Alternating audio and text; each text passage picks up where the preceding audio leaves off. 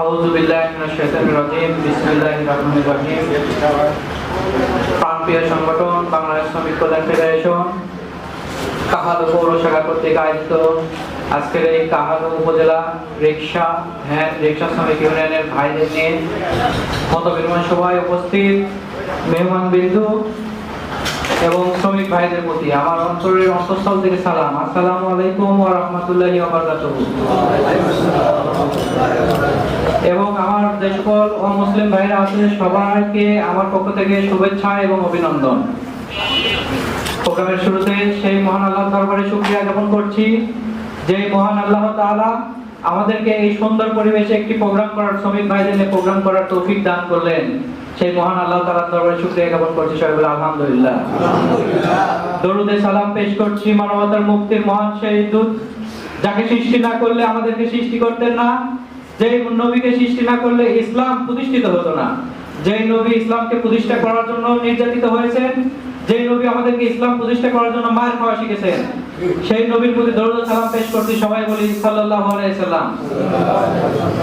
আজকে শ্রমিক ভাইদের মধ্যে আমি কথা বলতে পারছি, সেই জন্য আবার আল্লাহ তাআলার দরবারে শুকরিয়া জ্ঞাপন করছি। আলহামদুলিল্লাহ।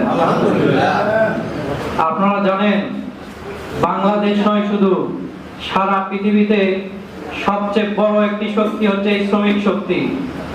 যেই শক্তিগুলোকে বিভিন্ন সময়ে বিভিন্ন রাজনৈতিক দল কাজে লাগিয়ে তাদের যে ইচ্ছে সেটা পূরণ করার চেষ্টা করে, কিন্তু বাংলাদেশ শ্রমিক কল্যাণ ফেডারেশন এমন একটি সংগঠন, যেই সংগঠনটি শ্রমিকদের মাঝে শ্রমিকদের যে আসল পাওনা, শ্রমিকদের যে অধিকার সেটা বাস্তবায়নের জন্য কাজ করে।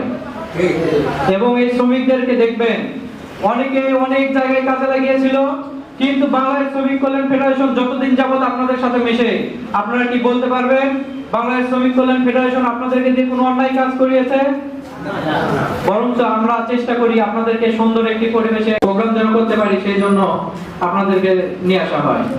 আর আপনারা খেয়াল করে দেখবেন আমরা আপনাদেরকে যতবার ডেকেছি একবারও আপনাদের কষ্ট হয়েছে এরকমটা হবে না আশা করি। আর আজকে আপনারা জানেন বাংলাদেশ জামাত ইসলামী আমাদের কাহালুতে একজন সংসদ সদস্য প্রার্থী দিয়েছে।